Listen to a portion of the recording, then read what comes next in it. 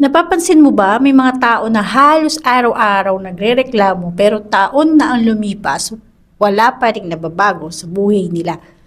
Hindi dahil sa malas sila, hindi rin dahil wala silang opportunity.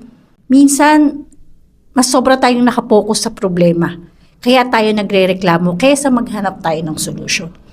Kasi kapag puro reklamo ang laman ng isip natin, nauubos yung energy sa mga bagay na hindi na kontrolado. Imbis na mag-isip ng paraan, naghahanap ng masisisi. Yung mga successful na tao, napakarami rin nilang problema. Ang pinagkaiba lang, hindi sila nagtatagal sa reklamo. Mas mabilis silang kumikilos kaysa magreklamo. Hindi ibig sabihin bawal maglabas ng nararamdaman. It's normal. Pero wag mong gawing lifestyle yung pagrereklamo. Kasi habang ikaw ay nagiging busy sa pagrereklamo, may ibang tao na busy maghanap ng diskarte, maghanap ng solusyon. Kaya tanungin mo yung sarili mo, ikaw ba? Mas marami ang reklamo mo o mas maraming ginagawa mo para umunlad at mabago yung kinalalagyan mo ngayon?